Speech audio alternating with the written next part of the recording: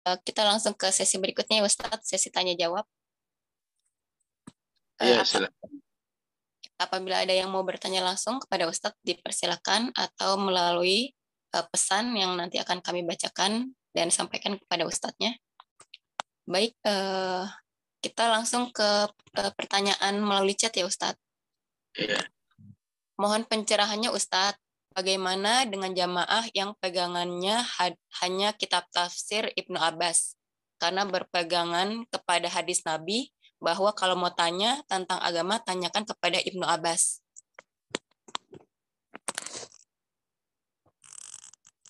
Iya, kalau itu benar ya, betul-betul dari Ibnu Abbas, pasti hasilnya sama insya Allah. Ya, sebagai habrul ummah, nggak mungkin mengajarkan hal-hal yang menyimpang ya.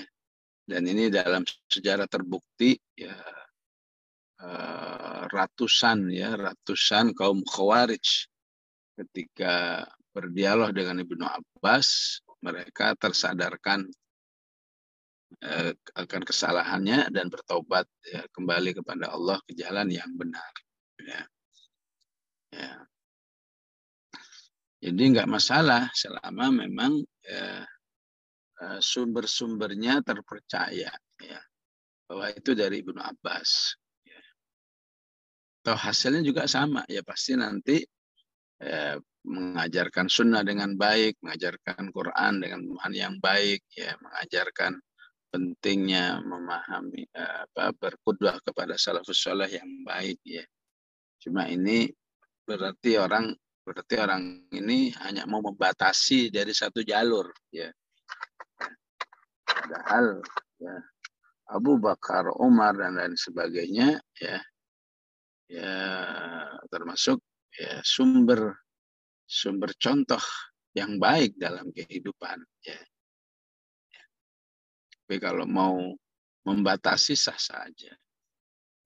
Cuma para ulama mengatakan karena memang pemahaman seperti ini sudah ada sejak lama ya, maka tidak sedikit orang yang ya, memalsukan ya. Jangankan Ibnu Abbas, kelas Ibnu Abbas, sekelas Rasulullah juga ya, banyak dipalsukan ya, yang disebut dengan hadis maudhu' ya, terutama hadis-hadis terkait dengan fadilah Al-Quran ya, sangat banyak maudhu'nya ataupun dhaifnya ya. Walaupun tujuannya bagus saat itu ya, tujuannya supaya orang jangan sampai jauh dari Al-Quran sehingga dia palsukan hadis Rasulullah Shallallahu Alaihi Wasallam. Ibnu Abbas dalam sejarahnya juga mengalami seperti itu. Ya. Jadi penting memahami tafsir Ibnu Abbas yang sudah disyarah ya. Ya. Ya. Karena ada tafsir Ibnu Abbas yang masih utuh sehingga tidak tidak terseleksi mana yang dhaif, mana yang sahih ya. Ya. Terutama mungkin untuk hal-hal yang sifatnya berlawanan ya. Kalau apa yang dikatakan diriwayatkan oleh Ibnu Abbas cuma variatif, sifatnya variasi, sifatnya saling menguatkan, maka itu nggak ada masalah ya. Khawatirnya nemu yang satu riwayatnya A, satu riwayatnya B ya, terkesan ada kontradiktif, maka ini dibutuhkan pengkajian riwayatnya, sanadnya ya. Dan yang ya tentu yang sanadnya kuat itulah yang harus diterima. Wallahu a'lam. Baik, ya Ustadz.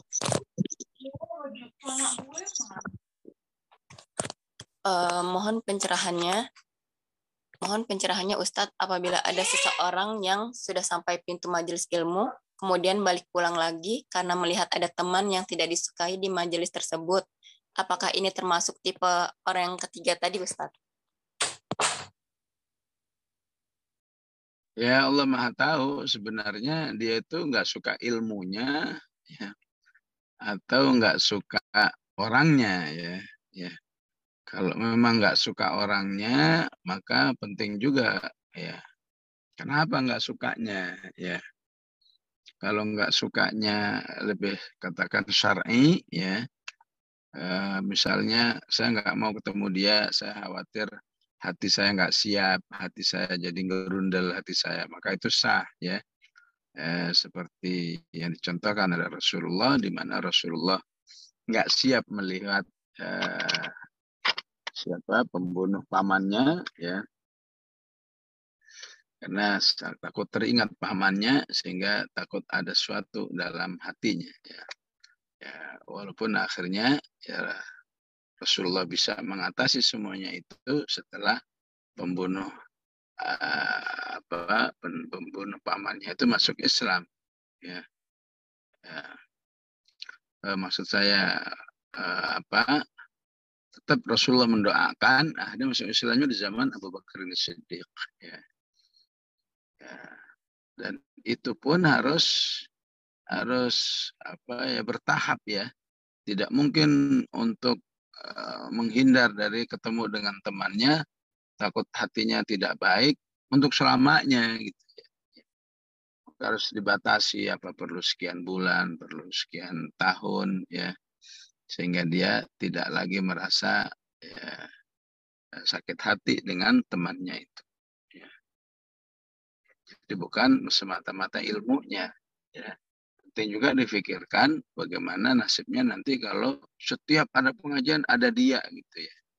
Ya, apakah dia rela untuk sekian kali, sekian puluh kali nggak dapat ilmu cuma gara-gara ada dia, ya. Nah, ini perlu dipertimbangkan, ya. Ya. Allah alam. Iya, ini bisa satu. Ya, pertanyaan berikutnya Ustadz. Ya. Ini pertanyaan dari minggu kemarin, beberapa minggu kemarin. Assalamualaikum Ustadz. Mohon saran, saya ingin menghafal Al-Quran.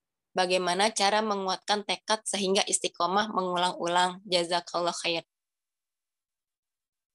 Ya, tidak ada yang lebih kuat untuk menambah tekad itu daripada berdoa, ya. Berdoa dengan cara memuji-muji Allah sebanyak-banyak, ya. Misalnya, ya Allah, Engkau itu maha kuasa atas segala sesuatu. Innaka ala kulli syai'in qadir. Tentu alangkah mudahnya bagi kamu, ya Allah, menguatkan diriku untuk menghafal Quran. Ya, ya Allah, Engkau adalah Al-Hayyul Qayyum. Ya. Kullu yaumin huwa fi sya'an. Kau, ya Allah, tidak pernah berhenti memberi perhatian kepada umat manusia, ya. Maka, ya, sungguh betapa mudahnya Kau, ya Allah, menolongku untuk menghafal Quran ini. Ya.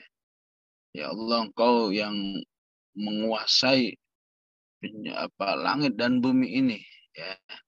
Yang tentu kalau bagi manusia itu suatu hal yang berat sekali, ya.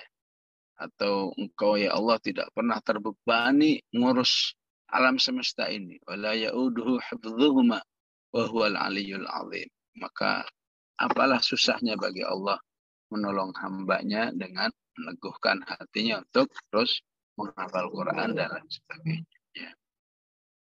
Jadi berdoalah dengan doa-doa yang memuji-muji Allah Subhanahu wa taala, sehingga pujian-pujian itu di satu sisi akan bermanfaat, jadikan doa itu lebih terkabulkan, di sisi lain juga dampaknya ke kita, ya. Ya, ketika kita merasa bagi Allah apa sih susahnya diri ini hafal juz 30 bahkan 30 juz misalnya. Yang membuat kita ragu itu karena kita suka ngukur diri kita sesuai dengan versi kita, ya. Saya kok usahanya 50, gimana bisa hafal? Ya, itu kan versi kita. Kalau versi Allah kan nggak ada batasan, mau usia 50, mau usia 60. Asal kamu mau minta tolong, saya tolong, ya. Ya, logika akidahnya kan begitu seharusnya, ya. Gimana saya bisa hafal? Saya ini udah punya anak bayi, gimana saya hafal? Saya ini padat jadwal kehidupan saya. Ya udah, kata Allah, kalau kamu mau begitu ya silahkan. Ngapain nolong orang yang ragu, orang yang pesimis? Kalau kita yakin, ya, tetapkan keyakinan itu dalam doa-doa, insya Allah, ya. Nah, karena itu, ya, kalau sedikit ya ini salah satu pengalaman yang saya rasakan dulu ya di tahun 80-an saat hafal. Ya begitulah isi doa-doa yang saya panjatkan, ya. Bahkan kadang-kadang saya minta tolongnya definitif, ya. Ya Allah, misalnya katakan sekarang bulan Juni, ya Allah tolonglah di bulan Juni saya selesai katakan 2 juz misalnya, ya. Jadi sangat definitif, ya, bukan sekedar teguhkan, tapi ya, bulan Juni ini selesai sekian, ntar bulan Agustus sekian selesai sekian, ya.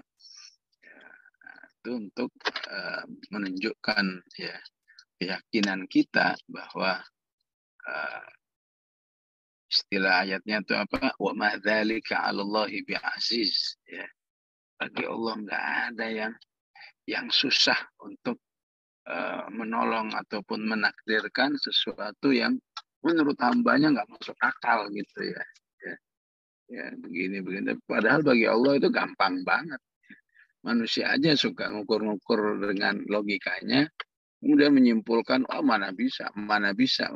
Ya udah, ya. Kayak orang mentang-mentang rumah belum punya, penghasilan sedikit, nggak berani berdoa, ya Allah takdirkan saya 2 tahun lagi bisa berhaji, ya. Ya udah, ya. Padahal seharusnya gimana pun kondisi kita, minta tolong aja.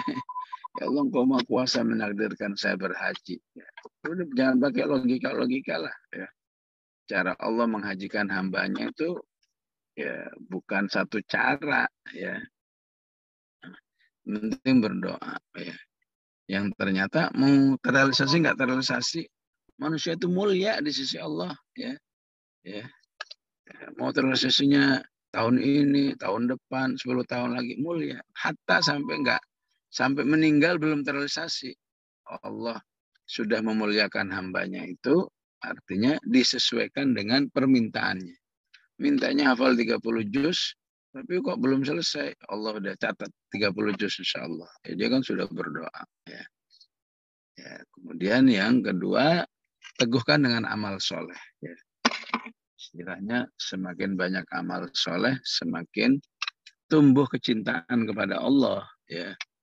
Ya, maka ya, ketika semakin tumbuh kecintaan kepada Allah, disitulah energinya. Ya. Ya, ketiga, ya harus terus berusaha. Ya. Setiap hari yang kita usahakan itu pada akhirnya menambah energi. Ya. Sebagaimana setiap hari kita berhenti itu menurunkan energi. Ya. Jadi selama ada harian, mau setengah jam, apalagi 1 jam, itu sebenarnya energi dalam diri kita meningkat. Ya, ya, ya, ya, katakan seperti saya yang sudah 30 tahun lebih ini, kalau mau berhenti ya menurun juga energinya. Ya. Nggak ada istilah senior junior, ya. Karena ini ya, masalah tabiatul iman, karakter keimanan. Ya, ya. Menghafal itu bukan sebuah keterampilan, menghafal itu bukan sebuah passion, ya. Dia itu keimanan, ya. Dia itu temanya tema keimanan, tema kedekatan, tema kecintaan kepada Allah Subhanahu wa taala. Siapa yang bisa merawat keimanannya, kecintaannya kepada Allah, bisa merawat kedekatannya kepada Allah, maka nggak berlaku semua itu yang istilahnya punya waktu, nggak punya waktu, usia, nggak, ya, usia muda, usia tua, apalagi cerdas, nggak cerdas, itu nggak berlaku semua. Ya. Ya, kenyataannya di lapangan, ya, yang cerdas bisa hafal, yang nggak cerdas bisa hafal. Ya. Yang muda hafal ada, yang tua hafal juga ada, dan seterusnya. Ya. Begitu seharusnya kita memahami, ya, kegiatan menghafal dalam kehidupan orang beriman. Ya. Mohon maaf ya sampai di sini. Bismillahirrahmanirrahim. Alhamdulillahirabbil alamin. Allahumma shalli wa sallim ala sayyidina Muhammad wa ala ali sayyidina Muhammad. Rabbana la tuzigh qulubana ba'da idh hadaitana wa hab lana min ladunka rahmah innaka antal wahhab.